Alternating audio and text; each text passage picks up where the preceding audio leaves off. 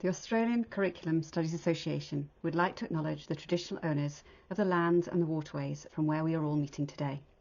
We pay our respects to the elders past and present, and we extend our respect to all Aboriginal and Torres Strait Islander peoples here today. We value the contributions of Aboriginal and Torres Strait Islander peoples to education and their continued support of the teaching and learning of all Australians. We recognise that for thousands of years, Aboriginal and Torres Strait Islander peoples have been the first teachers, and that we are committed to continue our learning alongside them.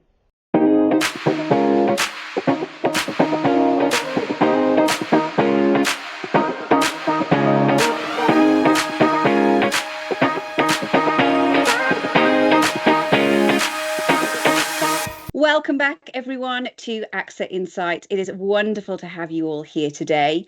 Now, I'm extremely excited today to present our podcast on educational leadership. Now, from what we have heard from so far in this series, the benefits of engaging with a mentor or a coach are incredibly significant as to where your journey is heading. Now, it's not often easy to ask for guidance or self-reflect, especially in the fast-paced world of education. But these conversations have shown that continued learning and growth will have an impact on all aspects of our lives. Now, it is my great pleasure today to welcome Jenny Cole. Welcome, Jenny. Hello, Anna. Hello, Anna. Delightful to be here. Jenny is a leadership coach. She's a consultant and a recovering principal. More on that later. She launched her company Positively Beaming because she believes, in her own words, that the world needs more people like you. Clever, professional women with big hearts. She's a pioneer in an often male-dominated area, that of leadership, and she is a wonderful champion for women who just want to make that difference, lead teams, and still be a compassionate, empathetic human being. Now, Jenny is probably very well aware of the imposter syndrome that many of us do face moving into these leadership spaces, and she is behind us all the way in making sure that we build our confidence to tackle anything. She has key partnerships with the Department of Education and hosts her very own podcast, Positively Leading. So, Jenny, what a vast experience you've had in education, been on quite that journey. And you're an excellent example of where you can grow and develop your skills within, but beyond education. Now, just tell us a little bit more about your educational journey so far. Okay, I didn't study education. I studied politics and industrial relations, and I graduated during the the crisis we had to have, the downturn we had to have, and ended up back at university. And it's the form said primary, secondary, or special ed. And special education was back at the university that I'd already been at for some time. So I ticked that box and got into those lectures and thought, oh my gosh, this is where I was supposed to be. So I became a special education ed support teacher, taught country and city, and became a principal quite young, because as you do in the country, when somebody leaves and the next most senior person was on maternity leave, that made it me. And it wasn't particularly difficult, signed a few checks, did a couple of things and thought, oh, I could do this. Anyway, ended up back in the city as a visiting teacher, and then applied for principal positions in small ed support centres to begin with, which run a lot like families. They, a couple of teachers and a couple of education assistants and some really tricky kids. But I loved it, and I loved them, and I just loved being in education around kids. But I got some confidence and thought this can't be too hard, and applied for and won a large ed support school, a large special school. And that was complex and complicated in all sorts of ways. The kids were obviously difficult, but I had never worked with a large staff and a lot of paraprofessionals.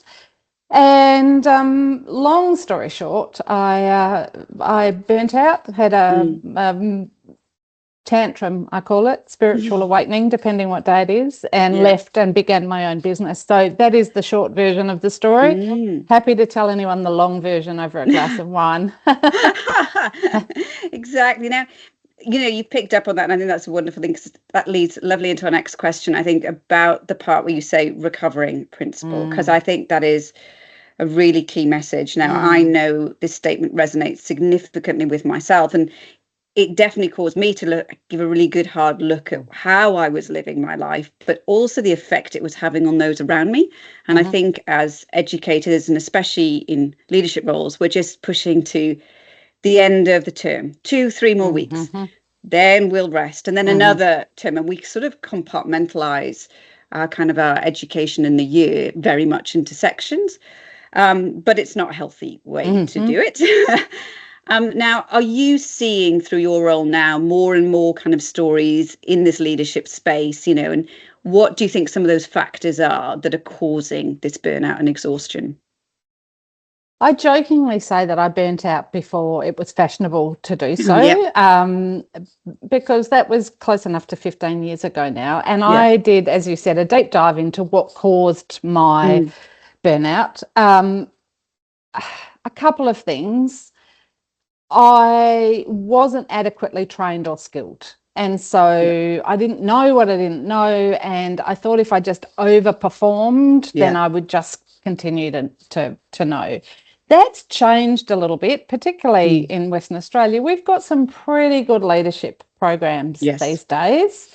Never perfect because you can't know everything. But I wasn't aware of my own impact, my own style, my own personality, and my impact on other people. I just thought if I was more of myself, which was keen and excited and passionate, that everybody else would just come along with me. So that was the reason I ended up in burnout. But it was a complicated job then. It's a severely complex job now. It is an undoable job as a principal in a school, and I think now even at a deputy or an AP level.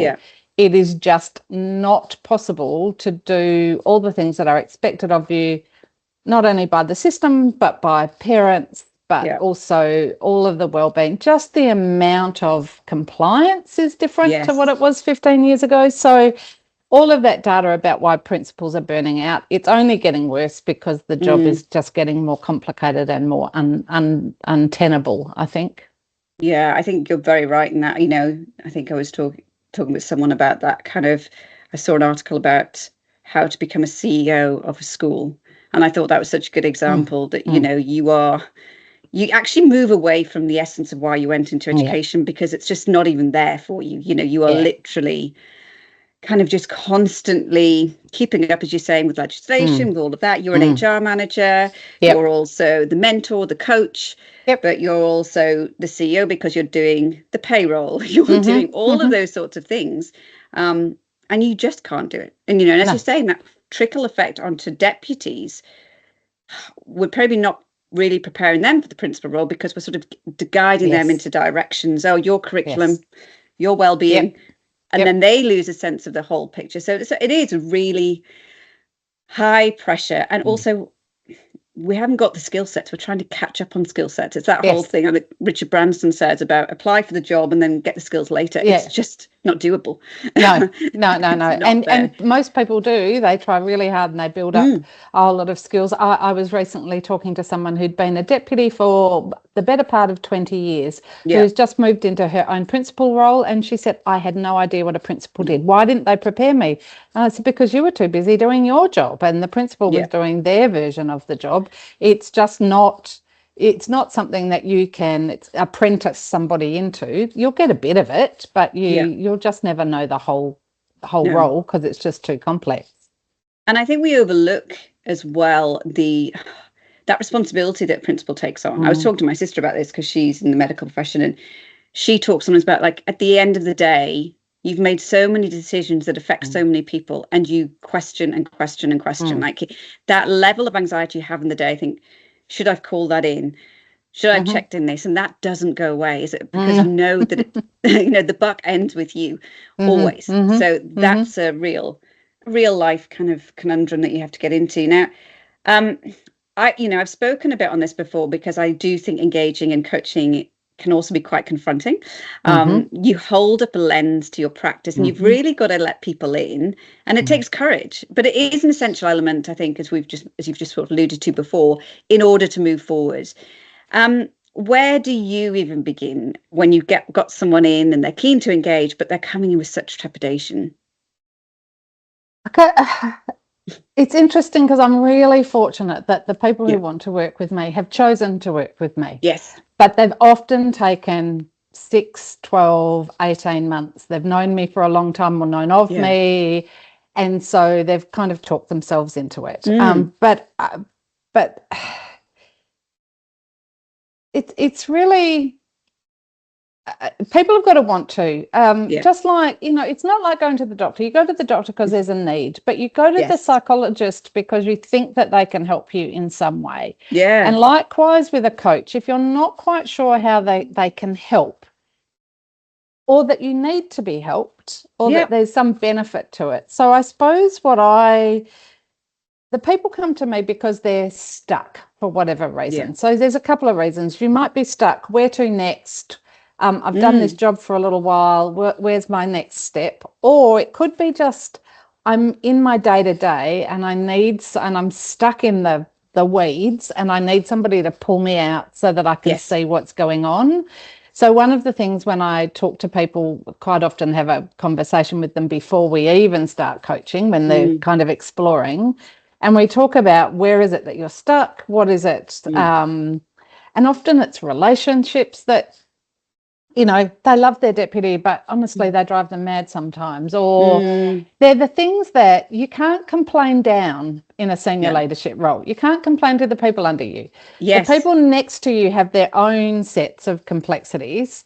You can't complain up, and your No. partner is tired of it. And so the Yeah. role of the coach is not necessarily to be complained to, but No. to provide that complete outsider's perspective where you've got nothing except unconditional positive regard. You're not involved in it. You can't take sides. You can only No. listen and move the person forward in whatever Yeah. way they wanted to be moved forward. Yeah. And it's one of those things, isn't it? I think I remember my own roles principles. I just needed that network Yeah. for that. I rang my previous principal on a Yes. Friday night, what do I do? There's an emergency. What do I do? How do I contact? And someone who just literally, I think, had been in that position and had been my leader, who just sort of broke it down. 1, 2, go. And I think that's really important, that the people who maybe have led you still have that really strong relationship to be able to, help you out when things get really tough. Yeah. Now, this is what I'm really quite passionate about, because my background's been in women in STEM, but we look at leadership and women are significantly underrepresented in so many leadership roles, not just in education, but across the sectors. Now, I was looking at ACARA released some data last week about this, and in education, especially in primary schools, we see that females can make up to about 83% of the workforce. That's very significant. But then when you look at maybe the OECD data, it's only about 45% of them hold leadership positions. So what's going on? Oh, there's a number of factors. Yep. There's some inbuilt bias that we're not even, there's some gender issues that we're not even aware of. And you can sometimes see them play out better in politics, but trust me, it happens in education too. And that is, the more competent and capable a woman is, the less warm and likable we find her. Yes. And Julia Gillard was a classic of this. The more competent she became, the more strident she became, the less people liked her.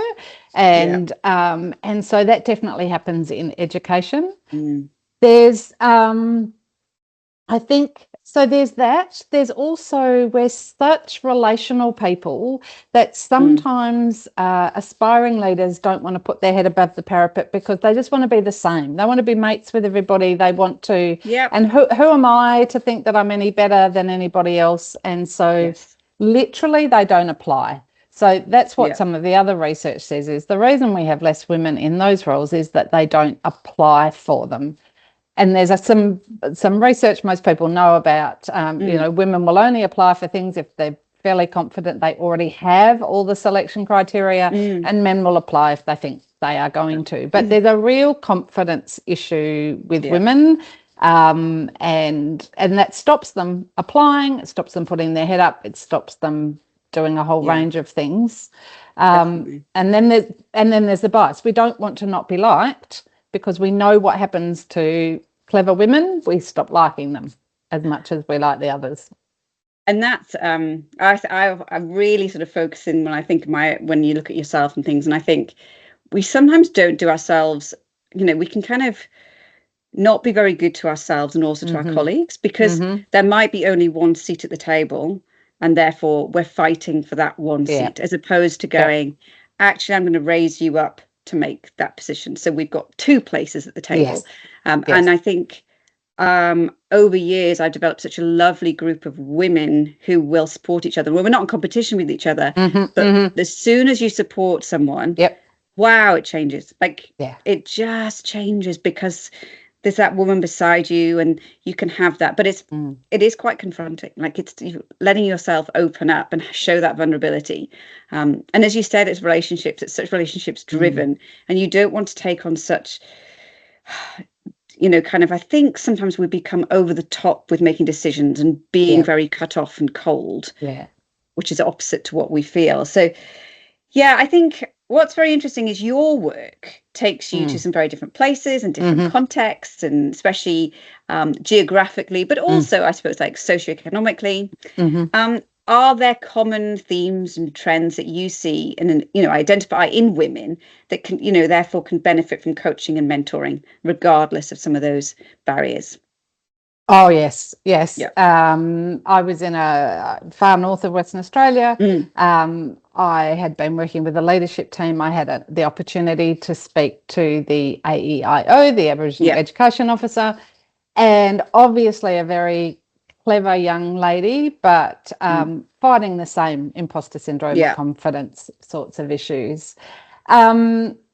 I think within communities, smaller town, rural areas, it's often actually magnified, particularly those schools where in Western Australia, they're in the wheat belt, where people might go remote, and then they'll promote back into the city via those schools, and they will often be men. So those schools will often have really good core female teachers who've often been there for a long time, and these men who jettison in. So there's lots of but I really take your point about, I say to everybody that anyone, regardless of your gender, requires 4 things, particularly if you're aspiring to leadership. You need a really good network. So that's a wide network of people who know you and what you do. You need a kind of collegiate group, that square squad, those people who pick you up and move you on. But and they include mentors often. They're the people that you draw on for, what do I do about this and what do I do about that? But then you need sponsors, and they are those people who are actively going to put your name forward. So a lot of women beavering away, doing a good job, hoping someone will notice. No one's noticing, and in fact, you're more likely to cement yourself in the place that you're in because you become indispensable in your school rather than known outside the school. So a sponsor is somebody a couple of levels higher than you who's going to put your name forward. They're going to say, there's an awesome job at this professional association going, why don't you try for that? Or we've got a member of this committee, you'd be awesome for that. And they're those people who put you forward. That feels really icky. We don't, that's tall poppy-ish, but you need one. And I call myself a cheerleader because I reckon my job is to put up other people forward and go, here, look at this fabulous thing. Look at her. She's great at that. And I did it when I was in education, and I do it now. But people need one of those. And that's what they do in corporate that we don't do, and that I think men do inadvertently. It's the mateship thing that that they tend to do that we tend not to. We dumb ourselves down, or we just play safe. Yeah, and it's interesting. When you say that, I always am so grateful to a woman who has pushed me into that space, or that person who's behind me. And I often say to people when I'm working with them, I say, don't forget that, and make sure that you keep your eyes open for the next female. Open the door for them. So you've got a responsibility that you see an opportunity for somebody else, and if it's an award or whatever it is, push them into the space because someone was gracious enough to do that for you. And I think it's that trickle-on effect, isn't it? Keep going, because we're only going to be stronger if we work together on that one. Now, this is something I've done quite a little bit of thinking about, because we are seeing more and more people rising up as educational coaches. And we see, if we have a look on LinkedIn, everyone's a coach, everyone's a consultant. And when you deep dive sometimes into their background, certain things make me question whether they're in the right space to give that advice. I know we've got life experience, which is very important, but we also know that life experience can help us, but also it's not the only way. There's certifications or whatever it is. It certainly is a business that is hard to regulate. And that would suggest, it's kind of a difficult one for you to connect with if you don't know. And there's a lot of people out there selling you things. And so what would you suggest to people who are keen to get into it, but just don't know where to start? And who do you trust? Like, what are you looking for in a coach that you go, they'd be right for me? Relationship. So you're absolutely right. It is unregulated. You can literally put a shingle out today and say, I'm a coach. And you can be also highly qualified. You can go through the ICF and get various accreditations. And everything in between. So how do you know? Because I'm sure even some of the highly accredited ones would not suit you, and maybe someone. So it's a real tricky situation. It's like buying a car. Do your due diligence. Follow people. Find out if you like their message and their style and the advice that they're giving. I always encourage people to have a discovery call with me, so they might have a chat with me for half an hour, and I encourage you to do that with everyone. I did it in a similar field. Well, I wasn't trying to find a coach, but I was trying to find another business sort of person that I was going to work with. And I spoke to somebody and she said all the right things, but my little spidey senses said, because she'd done it once and then was about to teach me how to do it. I'm like, I kind of like you to have done it more than once. I've got a little thing about, there are a number of leadership coaches who've never had leadership roles in schools. And so my business evolves as I get further away. I used to do a lot of work with classroom teachers and education assistants. I haven't been in a classroom for 17 years. So I don't do that anymore, because my business evolves based on the work that I'm doing. But there are still people out there who are leadership coaches who've never led anything. So it's do your due diligence, just like if you were buying anything else. And I say to people when they call me, after our first session, if you decide this is not for you, then you have full permission, you're an adult, to say, I'm sorry, this didn't work, and we just part company. Because I've done that with a psychologist. I've like, you were great and fun, but we didn't work together. So do the work, but also know that it's not forever. If it's not what you want, then pull out. And I think that's a really, really critical point, because sometimes you don't know what you need. I think you mentioned that before. And so therefore relationships are really key. And, we can't be experts in everything. We can't, as you're alluding to there, we can't go in and be an expert in, say, the early childhood space if we've always taught secondary. And we've got to find the key themes and trends that will help support that person and push them sometimes into a really uncomfortable space for self-reflection. And by doing that, you could only do it with a trust and relationship. Or else you're going to get that backlash and somebody feeling really vulnerable that isn't actually helping them progress. So you're really right about that. Relationships is key. Now, we get to the final question, and it has been so quick, and I'd love to talk for hours, to be fair, because there's such a wonderful relationship here. But this is one that I love asking people, because I think it's really important on the self-reflection side. But final question is, has there been a teacher, and I'm going to add a bit, or a colleague or someone in your life who has really inspired you on your own educational journey so far? You prompted me with this question, and I went back to my year 5 teacher, who was also a family friend, Joan Retallick, and she was, that unicorn teacher that you'll always remember, because it was just brilliant. She just was lovely, and she really got me, and all of those things. But I thought there's been a number of people in my career that have been really instrumental in, and they are generally the people who make me think, because I don't lack confidence, but sometimes I need the feedback that I need to stop and think about things. And so I love it when people go, I don't think so. Do you want to try that again? Or what about this? Yes. And the person that I settled on is my friend and colleague Jocelyn Seamer from Jocelyn Seamer Education, who's in the literary space.